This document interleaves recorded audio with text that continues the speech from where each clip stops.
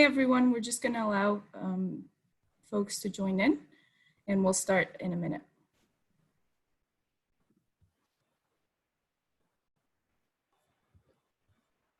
If you feel like it, share who you are and where you are as folks are signing on.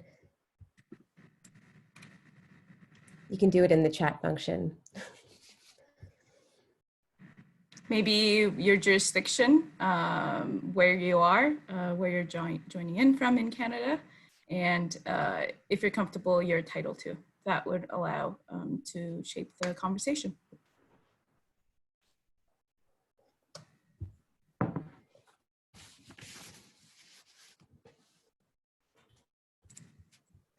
Okay, hello everyone. My name is Deepak Tezel, and I am the lead for members and partners at IPAC. I'm excited to facilitate today's webinar session, Good Designers Doing Bad Things, Systems Design Approach to Public Policy Development and Implementation and Human-Centric Approaches to Program and Service Delivery is indeed an important area of exploration for public service. Certainly in the current climate of a global pandemic, there are benefits in emphasizing the importance of these principles. Today's session will explore equity blind spots in design research practices and give participants considerations and ideas to work with as they introduce human-centered design into public sector contexts. Leading the session will be Zehra Ibrahim, as an who is an executive advisor to Deloitte on cities, design, and governance, and a senior advisor to political and public interest initiatives across the country. Zehra leads strategic and creative projects that advance just and fair cities. Zehra has led organizations across private and social sectors, all focused on engaging diverse sets of stakeholders to co-create solutions to complex organizational and industry challenges, and working with communities to co-design towards better social outcomes. Through her work, she has led some of Canada's most ambitious participatory infrastructure and policy programs. We're excited to have Zehra join us today. I see that you are typing in and engaging, which is great. Just a few housekeeping items to keep in mind.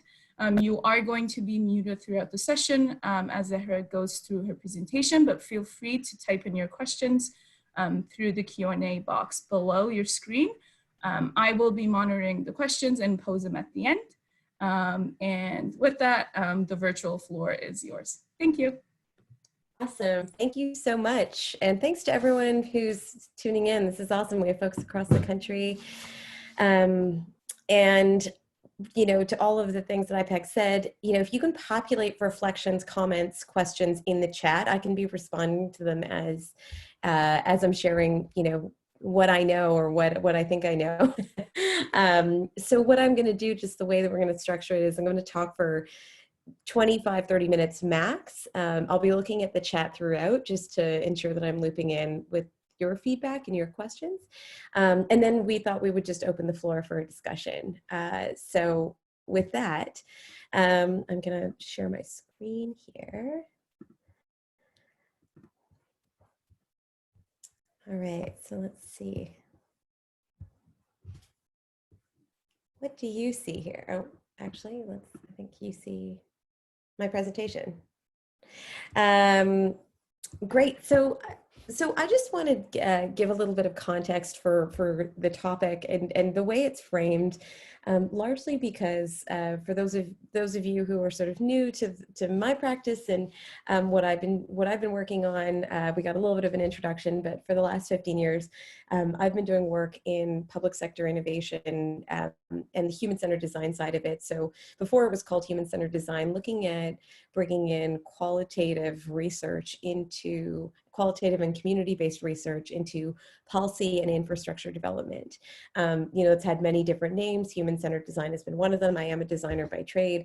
But really my goal has always been, how do we bring community voices to the center of decision-making, but also start to begin to shift power over the course of that involvement? And I think, you know, now that I've done it for 15 years, I can step back a little bit and take a look at what did the first era of human-centered design in government and in social change movements, what does it actually look like, and how can we do better? So my hope here is to do a bit of an audit of my own work versus wagging fingers at anyone else's, because I think, you know, even within my own work, it's loaded with all sorts of improvements and opportunities.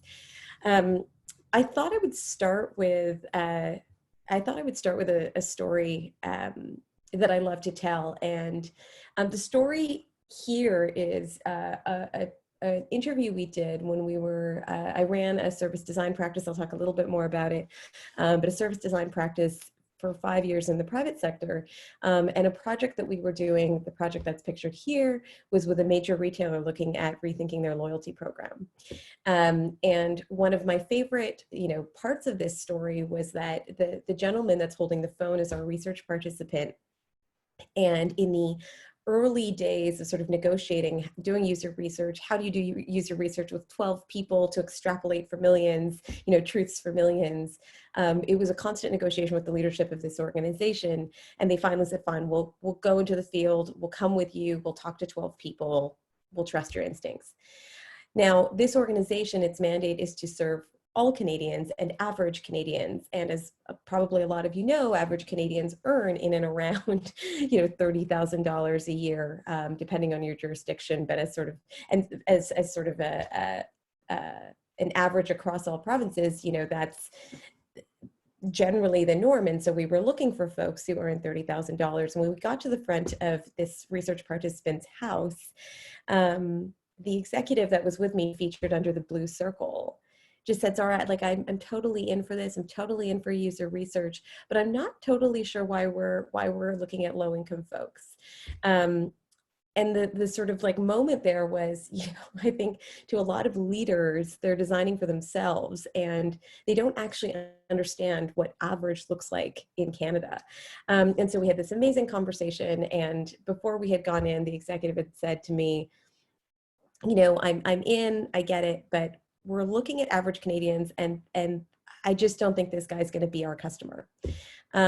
So in this research, it was just all about trust. It wasn't specifically about the retailer.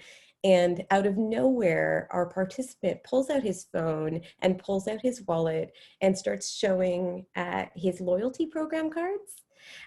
We didn't prompt him, but he did, because he was talking about trusting places in his life. And 3 of the loyalty cards were for the retailer that we were working with. And we walked out of that interview and he was just like, oh my God, he actually like hit his head. He was like, I am not the customer. And it was this like sort of incredible kind of myth busting moment. And, you know, I love telling this story because every time I do to leaders, they're always like, I want to do this. I want to get into the field with my teams. But, you know, I think it's important to sort of take some of these glory stories that we tell, and this, you know, this one interview actually transformed sort of the ethos of the organization. They started to talk about sort of customer-centric design and all these different things. But, you know, this individual you see here, he consented us coming into his home. He's sharing his lived experience, letting us tour his life, letting us be voyeurs. And on this project, we talked a lot about sort of the end user. We talked a lot about what it means to really meaningfully connect. And, you know, now that I spend a lot of my time just really focused on looking at issues of power and equity in cities, I see how stories like this, how stories like taking an executive into the field to have a conversation with a research participant is loaded with a ton of equity blind spots, and how progressive people like myself are often the drivers of policies that create inequity, not because we're bad people, but because, you know, it's just sort of, you know, we're working within the limitations that we're given through the institutions that we work with. So as I've been looking at my own work, I've been seeing that there are a lot of fellow designers complicit in this inequity, sort of in this good designers doing bad things thesis. And I think part of the issue that I have is that, you know, my career to date was really focused on doing work with neighborhoods and communities that were experiencing economic, social, and environmental shocks and stresses, and to racialized communities experiencing poverty, mental health issues, and addiction. And 5 years ago, I was invited to build Deloitte's Dublin practice, which is its human-centered design practice. It was one of the first acquisitions of a service design firm.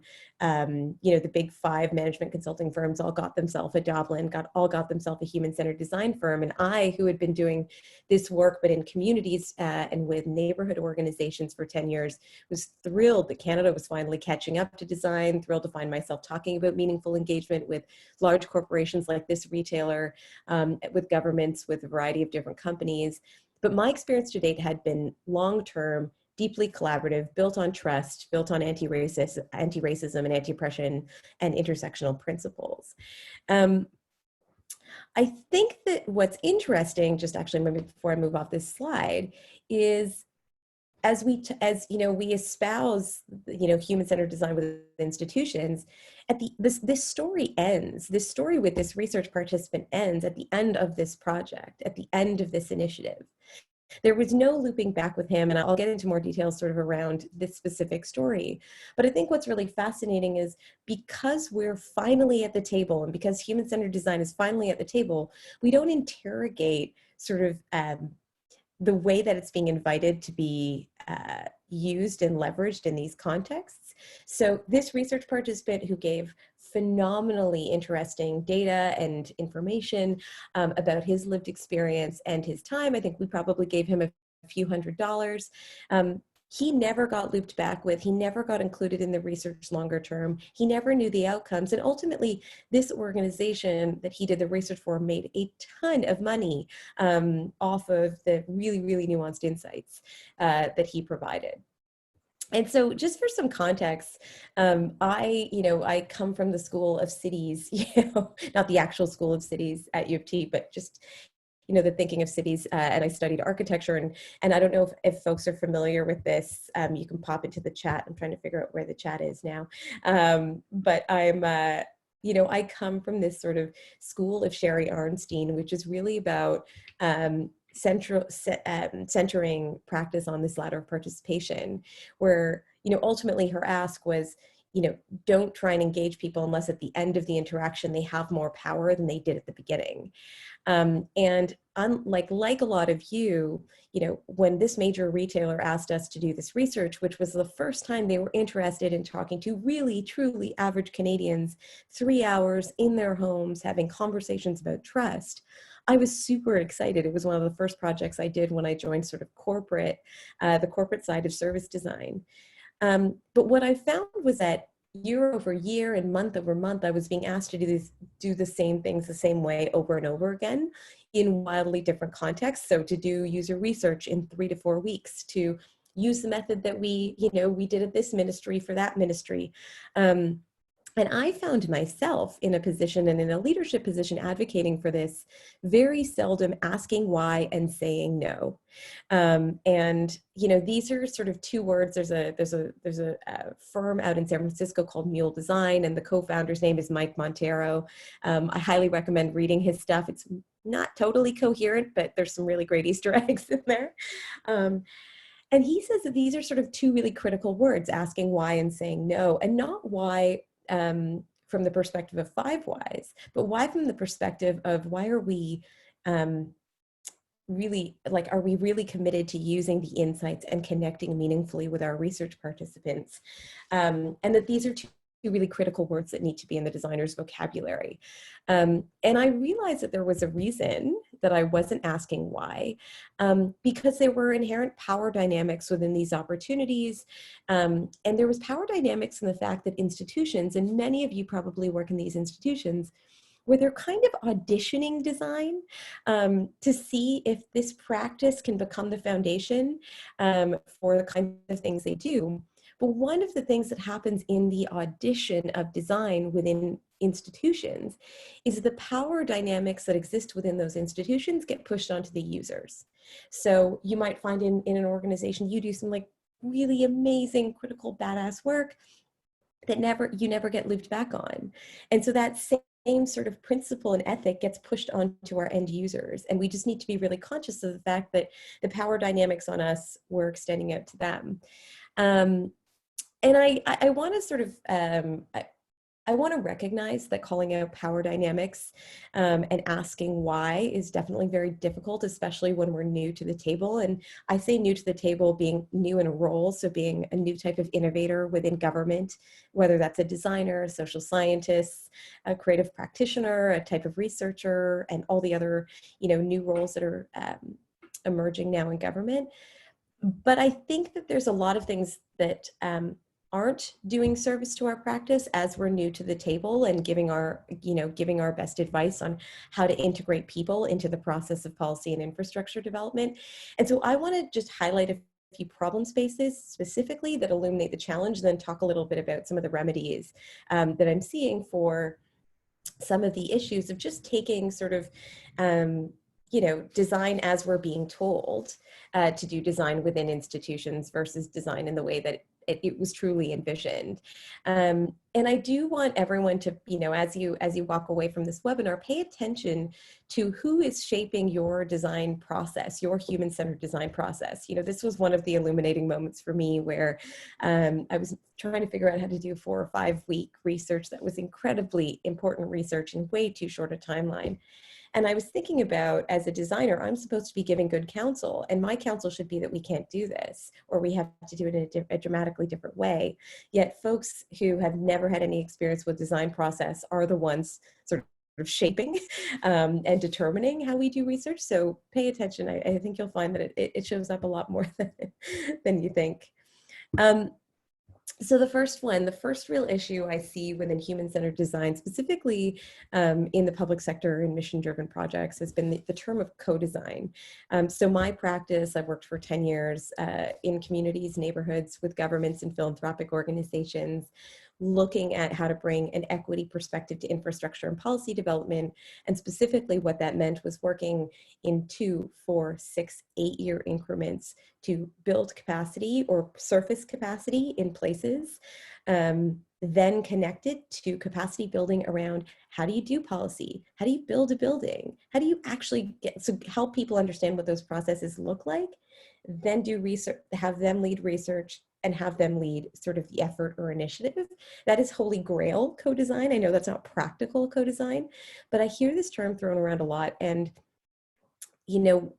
where I come from, or the school that I come from, I think when I hear this, it means it's a partnership. And so it takes, months and sometimes years to build relationships with participants, with community members, with members of the public, before we have the right to explore their lived experience, and trust takes time. And so I just think we need to be really careful around the term co-design, because if design is truly being auditioned in these new environments, folks are having their first experience, and it's not everything that's been promised. So certainly talking to end users, and even the language of end users can be problematic in certain contexts. But talking to members of the public to engage, to get human-centered insights is better than not, absolutely. But I think, overstating things is part of what I'm starting to see as a trend. Overstating that we're actually co-design when really we're just spending 2 hours with a group of people, talking to them about their experiences, which is valuable. It's just not co-design in its full expression. The second piece is around recruiting. So I don't know if anyone, you can pop into the chat again, if anyone's been doing recruiting and screening for research participants. This is a huge, huge one for me, a huge flag. When we do research projects, we did a ton of projects over the last number of years with different ministries of the provincial government here in Ontario. And one of the things I found fascinating was, we get 100 or 150 people wanting to participate in research when we have spots for 10. And part of the screening process is, finding folks who can communicate, who are articulate, who are passionate about the issue, not just doing it for the compensation. And I think what's really worth paying attention to is the fact that in recruiting, it's our bias that's making choices around who gets to have their voice heard in this research. And it's not to say that's ever going to go away, but I think recruiting and us selecting with the characteristics of, who can communicate, who's passionate, who's articulate, can also be hugely problematic in that it leaves out folks who communicate in different ways. It leaves out people who might only have very few things to say, but super impactful, and people who might not self-identify as having valuable information. The last one, in-depth interviews. This has been at the core of my practice. To clarify what this is for folks who use different language, it's going into people's workplaces, going into people's environments, going into people's homes, having, anywhere from 1 to 3 hour interviews with them, talking about their full lived experience, not just the intervention you're particularly interested in. And even the most engaging interviews always goes in one direction and it extracts. And I think what's really fascinating to me is, do we as researchers, do we as public servants, do we as human-centered designers ever offer up our lived experience? Is there any kind of reciprocity in this interaction? So we talk about HCD building on the best parts of ethnography, sociology, anthropology, design.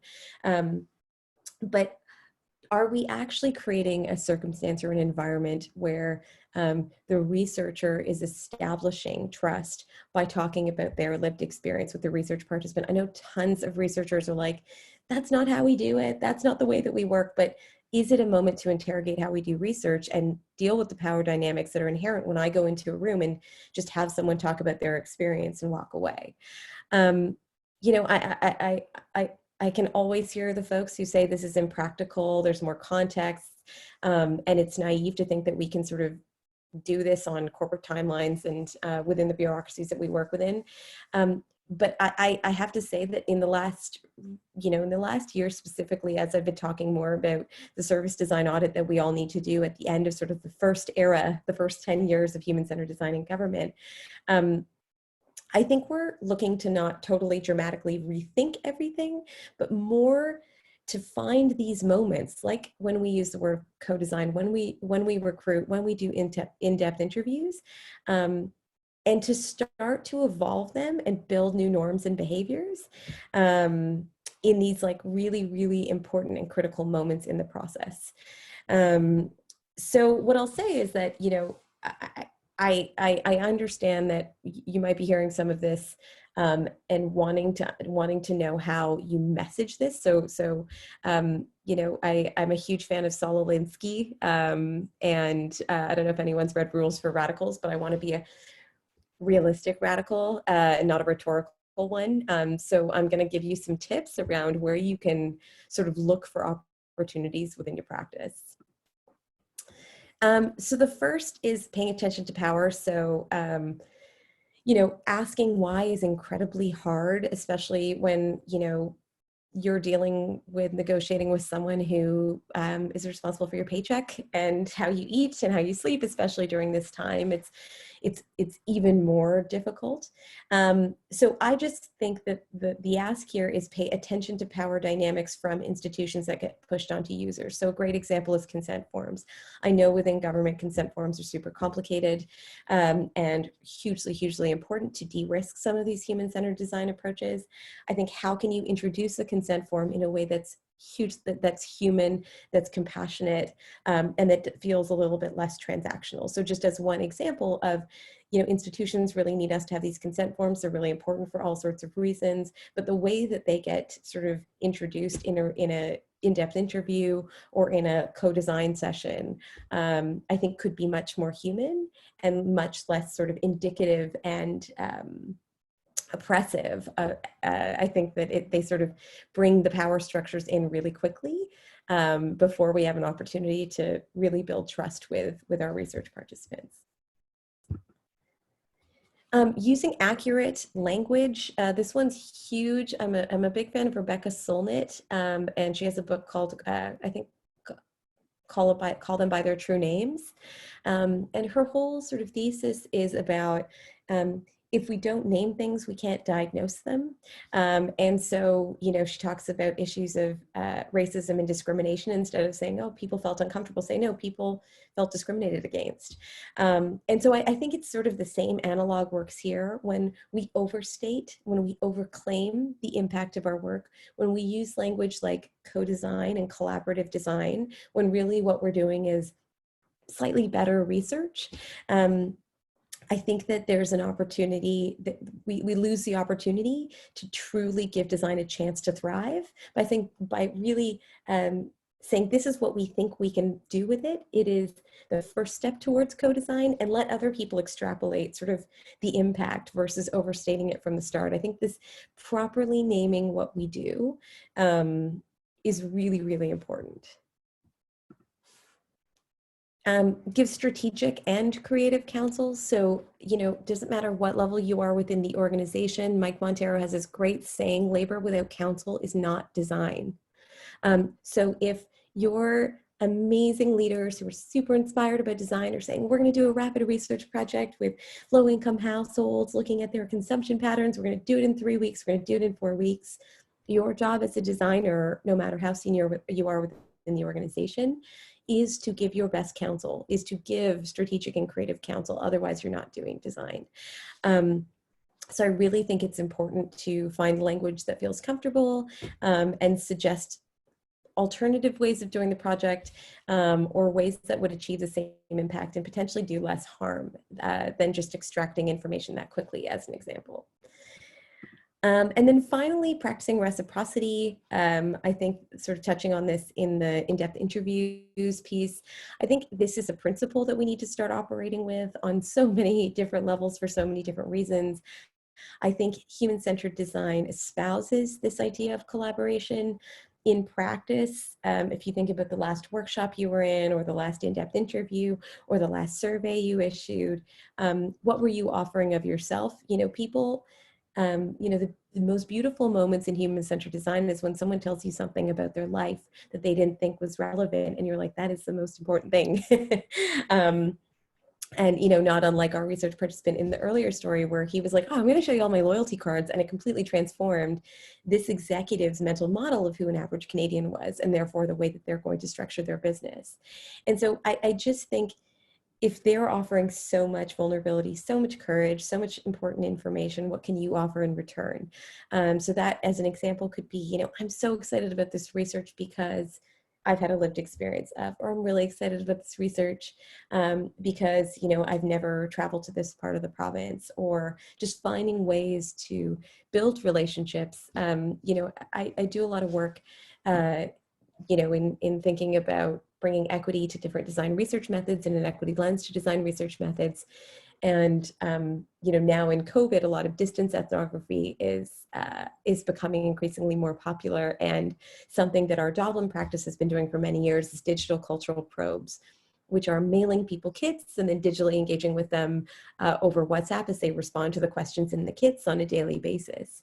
And one of our tricks for success in doing distance ethnography and cultural probes over WhatsApp and texting people and interviewing them that way is sending them selfie videos of who they're texting with and saying, hey, I'm Zara, I'm, you know, I'm in Toronto and this is, you know, where I live, and I'm going to be the one reading your texts. And so things like that humanize the process when you're doing distance ethnography. And so really finding ways to bring those practices into design research as you do it, you know, with people in real life, hopefully, I think is hugely important. And so I just want to give, you know, I just want to show this message. It was, I gave a talk in the fall that had this title, and a similar talk sort of for a different audience. And I was texting a friend and he said, well, why don't you call it All the Best Intentions, making it easy for good designers to do the right thing? And this was such a classic example of how we try and use softer language and how we don't actually name the problem. You know, I think that we're so, as designers, we're just so happy to be in the room now. I know I am. I'm just so happy to hear, you know, big government conferences like the IPAC conference and other institutions talking about design that we don't establish a quid pro quo. So to really leverage design, what is the quid pro quo? What is the exchange? What are the inherent principles within design around equity, around fairness, around collaboration, around power, that we're not sharing back, because we're only sort of exchanging the most superficial version.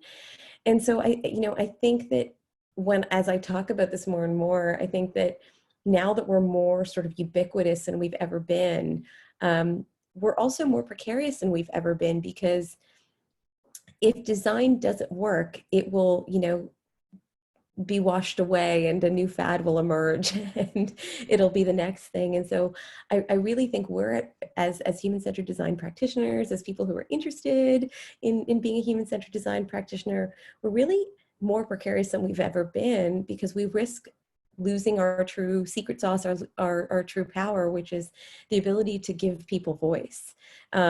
And really truly surface people's voices. And that's our only job. And if we're not doing that effectively, then I think we're just, here comes another fad.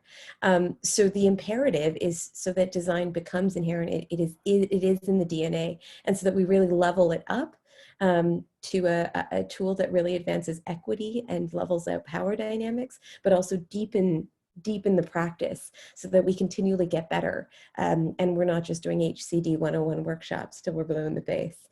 So I'll leave you with this, that one of the things that really struck me in my own practice, so I went from running a social enterprise for 10 years to running a big corporate service design firm, doing lots of work in government.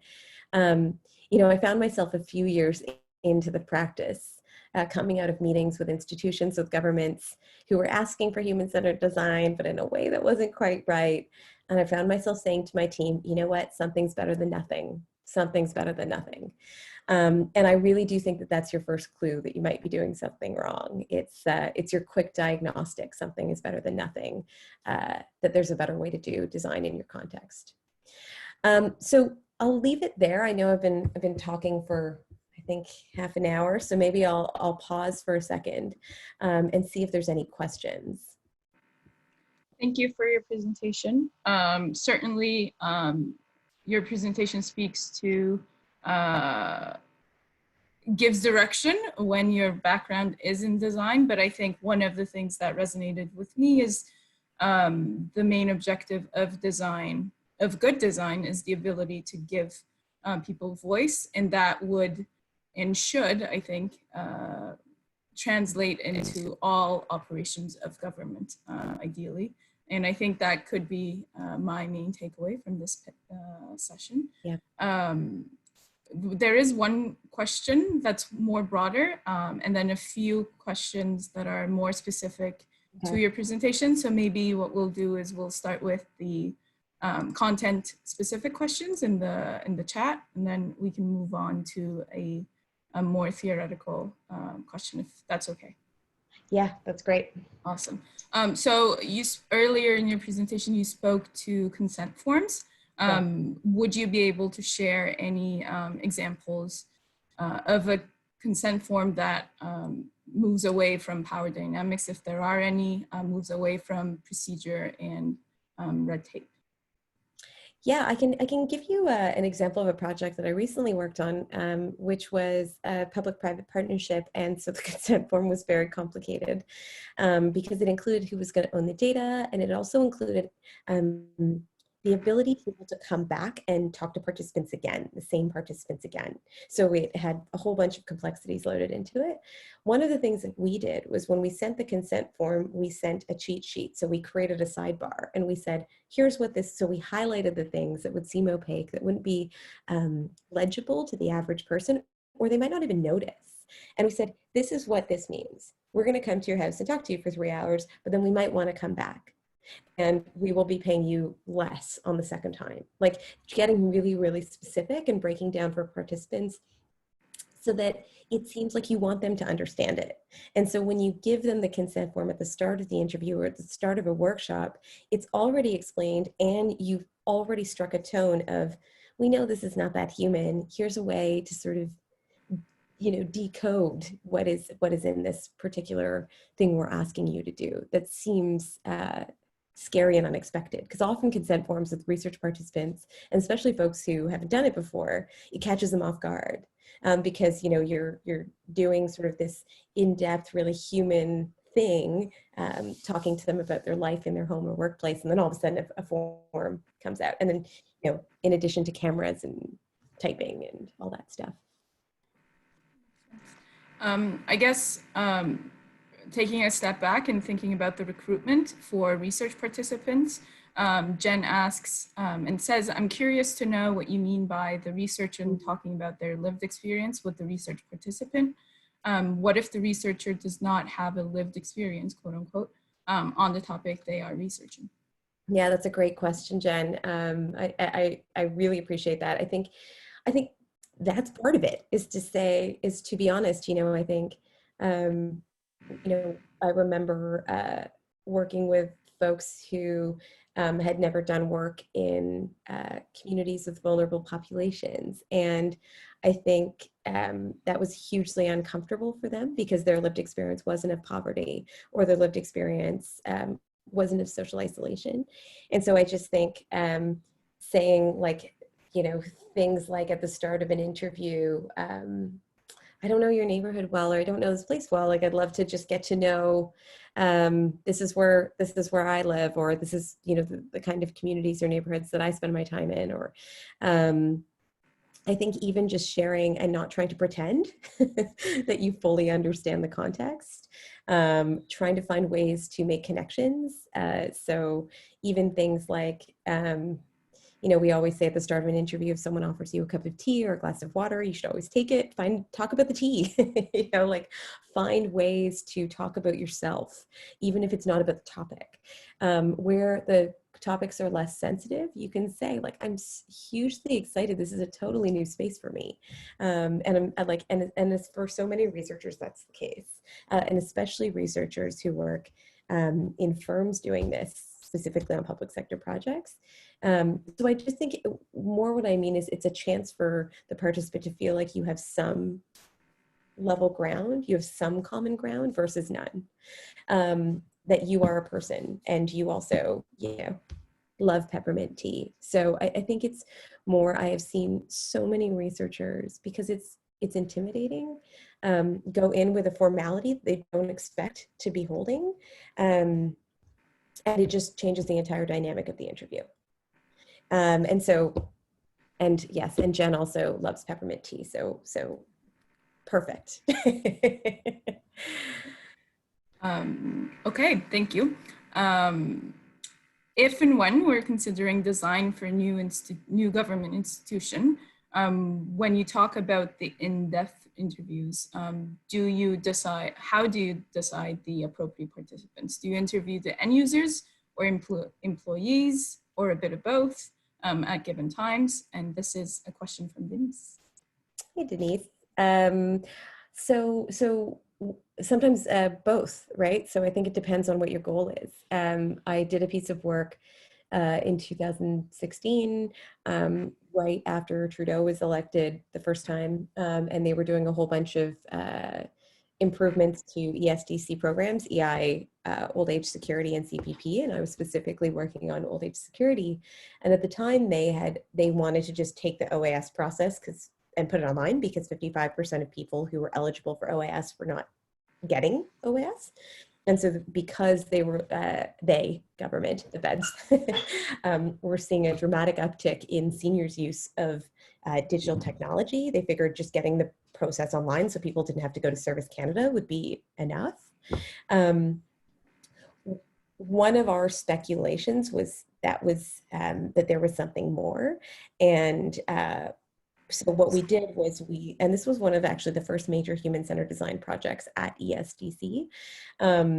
And so we decided that we wanted to talk to senior citizens, but we also wanted to talk to folks who work at Service Canada, because one of the things we had learned in other projects where new products were being rolled out and employees didn't advocate for them because they were worried about automation, or they were worried about or the impacts of automation, or they were worried about the processes that work for them now not working for them on a digital scales. So we've seen lots of that, or not working in a digital environment. And so we talked to both Service Canada employees and to senior citizens, and the insights were really fascinating. Service Canada employees on the East Coast, so I know some of you East Coasters out there, I saw in the introductions, and we're thinking of you, and all of Canada is thinking of you as a side note. But on the East Coast, I remember some Service Canada employees who, would run us downstairs to the bankers' boxes with SIN numbers on them. And they're like, we have a system. It works. We don't need digital technology. Like we can, like they could serve clients super fast with their analog processes.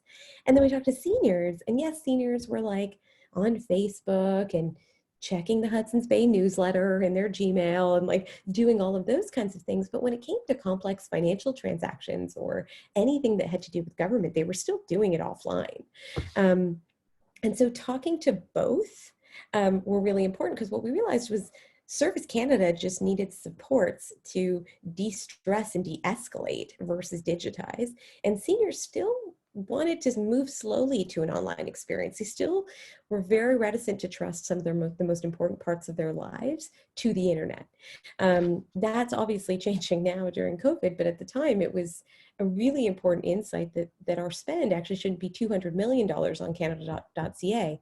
It should be less than $1 million, and get a tool that all of these stakeholders can use to make it more the offering more legible and palatable versus making it digital.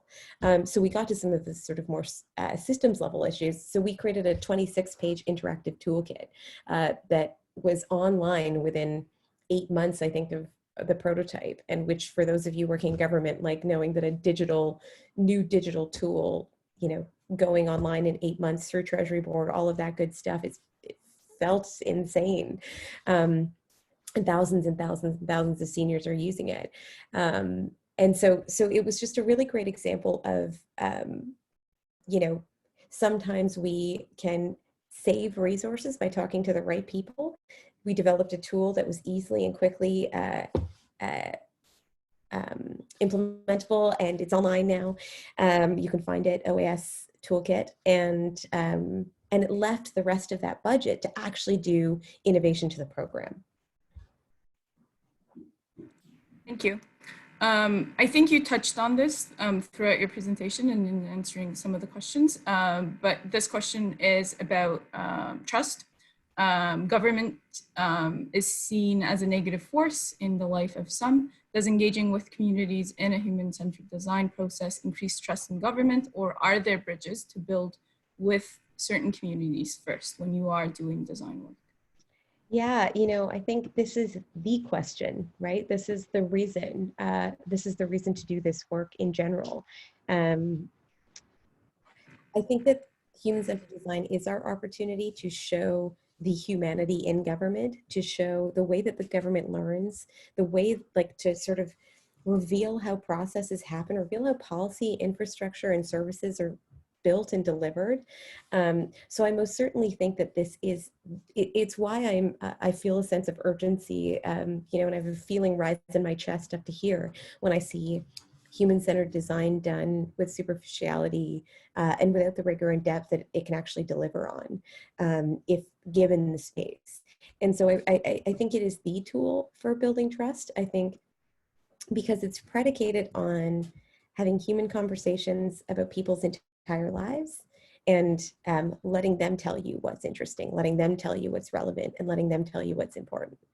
All good consultation should be doing that, but it's not. And so I really do think that it is such an important tool, which is why I don't want to lose it. And, because so many research participants, for so many research participants who feel like they have distance from government, who feel like they've been pushed away, this is an opportunity for them to feel like they have access in a deeply personal way.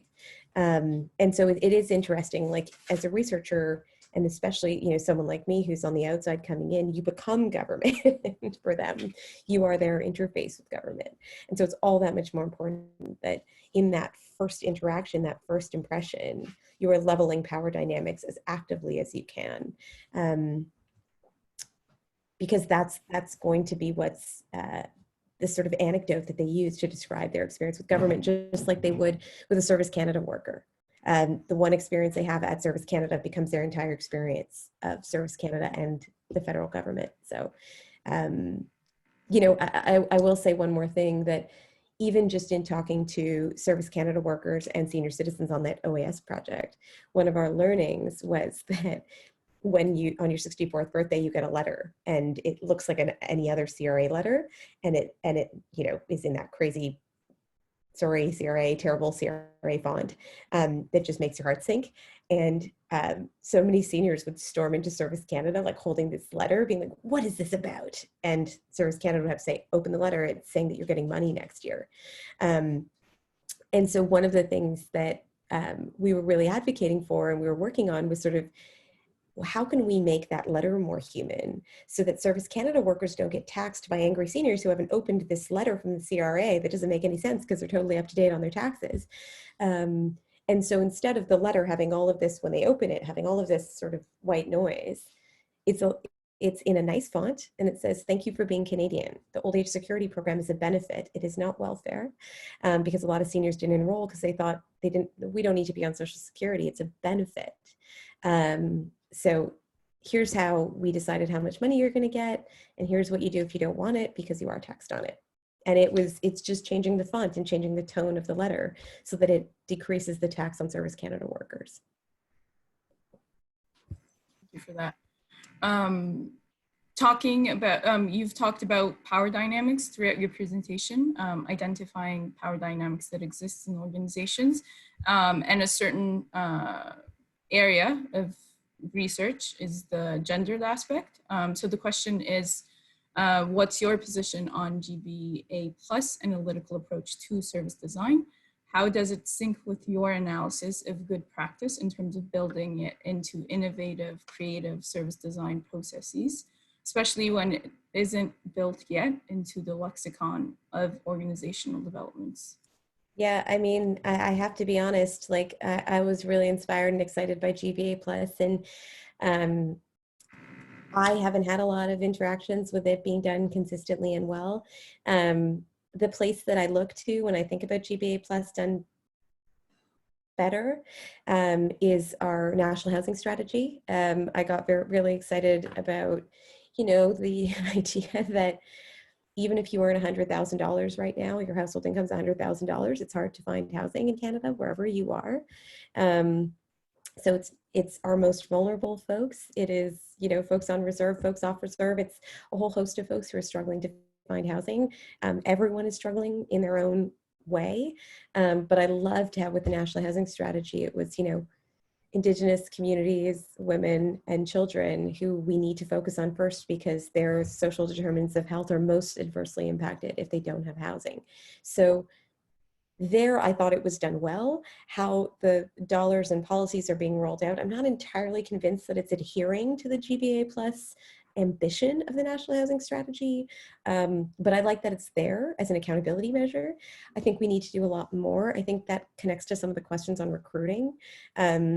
You know, our bias, my bias included, my class bias, my all these different things are, you know, so I'm not exempt from this. I'm not calling anyone out but myself. But I think, you know, it affects in regular life who we talk to in meetings, and, you know, who we call on to respond, and who we email first when we have a big idea or an opportunity.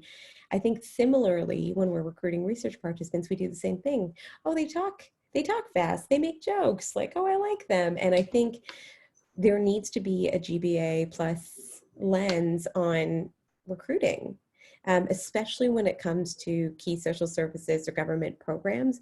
We need to be thinking about who is most adversely affected by this program in the GBA Plus framework, and then recruiting from that perspective, because otherwise we need to narrow recruiting always when we're doing service design in government, because, you know, we're trying to serve all Canadians, millions and millions and millions of Canadians, and so we need narrowing mechanisms, and that should be one of them. I wish I had more experience with GBA Plus. I wish it was more in my life, and I'm disappointed that I don't see it more in the work that I do across ministries and crown corporations. and I think it has a lot of potential in theory. And I would love to hear if you've seen great examples of it being used in practice within human-centered design. My bias is to tacitly introduce it to everything I do, not because I'm asked to. That makes sense. Just building off of on a point that you repeated on your answer to that question, the bias impact on the decision when recruiting participants. You've been identifying it as an ongoing challenge, but Amanda's wondering if there are any tips on how to mitigate these in ourselves, tips on how it has worked for you and how you've addressed it either in your work or your colleagues or your teams. Yeah, I mean, this is my super impractical answer. Like, this is where we're, labor reform and all these different things. It's who you work with. It's who's on your team, right? Like, there's all sorts of things you can do to address and overcome your bias, and I think you can be paying attention to all sorts of different things. I guess for me, the way to insulate and de-risk myself against making decisions that sort of live in and reinforce my blind spots is paying a lot of attention to who I'm asking for advice. So if you can't control who's on your team, who are you asking for advice or to take a look at what you're doing? So often, like protocols, like think about your interview protocols. Who are you asking? Who are you getting to read them? They don't need to be someone in your department. They don't need to be someone your age, getting a range of folks to make sure that it is an easy to understand and open question, and not loaded with jargon, as an example, is a really, constantly circulating it to folks who have no context, I think is always really important. And I think always working from a place of assuming you have blind spots and interrogating it in front of people. And so that is, and to be fully honest and transparent, like, my work, because I've always worked in the space of equity and neighborhood organizing and all of that, and doing this work in that context, I was like, I don't need to do the equity audit on myself. And now I'm finding that on my projects in the last year, I've made sure to put it out. So like, what are some of the blind spots we could, and looking at it from an intersectional lens. So even taking something like the dreaded Power Flower, I only say that because I don't like the name, but it's a very useful tool, Google the Power Flower, and taking those categories that looks at sort of intersectional identities and starting to think about, actively dialogue about them as you make decisions about doing the process, about an actual policy decision, if that's the role that you're in, about who you consult. And so even just getting familiar with the language of intersectionality and the different components of it, I think is a starting point. And doing it collaboratively, not just by yourself. Because when you do it collaboratively, it's a bit of a pressure valve release, because you realize that we're all, if you're middle class or classist, right? Like, it's just, we're all going to have these blind spots. And I think to do it together, oddly enough, makes it less scary.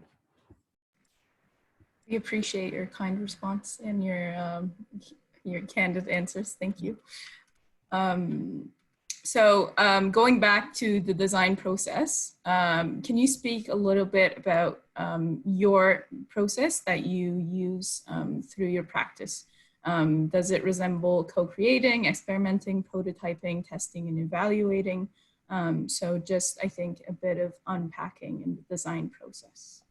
Yeah, I mean, for me, I am trying to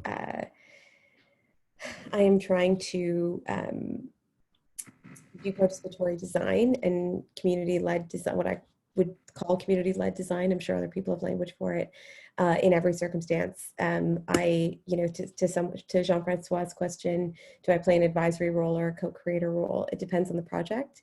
In most of my world, I play a co-creator role, mostly because in collaborative design and true collaborative design, there's a need for access to institutions and power structures and all sorts of things.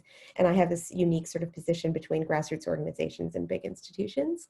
And that's a required, asset to bring into these processes. My process is really sort of, as I described before, it was, take the problem frame that you're given by the institution and pressure test it with community members. And I say community as synonymous with whoever is most affected by the issue that you're discussing. So residents, members of the public, whatever you want to call them. Make sure that you've got the right problem frame with them. And more often than not, and in my experience over the last 15 years, these groups are just waiting to be asked because they have tons of ideas of problem frames that would meet both agendas. Then my process is usually around, what do we absolutely know, feel like we know for sure, and we can answer with certainty, and what are the parts that feel shadowy and dark and really important to understand, but we don't. Designing a process collaboratively with that group of people that represents their cultural practices, that represents how they dialogue and how they exchange information, and then also how they analyze the data. Like, the huge issue I have is that all these human-centered designers take the research away and analyze it themselves. Like, talk about bias, right? Like, and myself included. And so a huge part of my process is bringing people into the analysis, bringing people that we've interviewed into that process of analysis, which is always forgotten. And then the process of communicating, because I think there's a gap between what people say and how we communicate it. So often, I've seen in consultation reports where someone talked about racism, but they say someone felt uncomfortable with with dynamics in the neighborhood. No, it's racism, right? So just making sure that the language that we're hearing is the language that we're representing in the insights. So working with community members to share those insights in a way that lots of people will understand, which isn't always in written reports. And then figuring out ways, and for those of you who are super nerds, I can talk about how we did this with an ESDC another time. You can get my email address. But looking at ways to prototype things of different difficulty at the same time, and have those who have experience, like designers, do the ones that are really, really complex, heavy lifts, and the ones that are actually actionable and easier to do have community members doing them in parallel, creating those prototypes in parallel to a more sophisticated an experienced design team doing the more difficult ones, so they can witness how change happens together. We did that with old age security, and it worked really, really well. And then the evaluation sort of comes longer term when you're talking about sort of generational, this kind of like stuff that's like hugging a cloud and hard to measure, doing it over the longer term with community, and passing that power over to negotiate with the institution on what evaluation looks like with communities and residents. And I'm just at the start, to be honest, of looking at decolonizing my own evaluation practices. So that's sort of more on that TBD. But really, ultimately, at the end of it, the folks that were part of the research should be stewarding the policy and restructure outcome. It's really the holy grail of the work that I do. And now with sort of more time and experience under my belt, I'm finding more opportunities to ask why we're not doing that, and finding that people are more receptive than I imagined. Definitely. I think that might resonate with a lot of attendees on this call. Just as the last question, how can you incorporate a human-centered design process in a time like this, where government must act and move quickly to respond to a pandemic and respond to vulnerable communities? It seems like this is a time when this approach is needed the most, but the time to meaningfully engage is scarce. Yeah, I think this is where we get community researchers, right? Like, I think this is where we don't rely on desk research and secondary research that we have. I think this is the time where we need to hear in real time what people's lived experiences are, how their behaviors are changing. We keep talking about, I know I'm talking about, I'm sure all of you are, talking a lot about how day over day, building new behaviors, developing new norms. And so I think it's a really great moment to advocate for building capacity of community researchers to be able to have conversations in their neighborhoods and communities about the journeys that they're having, and respond quickly by doing cool things like distance ethnography, and but having folks stationed in population groups, geographies, whatever it is, policy areas, issue areas, that are feeding back information in real time, not just on a project start and end basis, but building, this is always my ask of the consultation community, is, let's have a continuous engagement versus project specific. So it's a really awesome opportunity for us to start building the capacity in those folks to be scanning and responding back to specifically the federal government about issues they're seeing as they emerge and journeys that are changing and behaviors and norms that are changing. So it's, there's a whole other conversation to be had about what a time for reckoning this is around how we get data and evidence-based decision making, but I think that's the first step. Thank you. Thank you for your response and thank you for your time today. I'm mindful of your time. If you've enjoyed this webinar, please be sure to fill out the survey. Be on the lookout for new webinars upcoming. And just to recap, we will be sending out the slides, Zara's contact information, and the recording of the session to all of the registrants. Thank you so much for your time today. And thank you everyone for joining. Great questions. They're amazing. Thank you. Thanks for Have a having good me. day.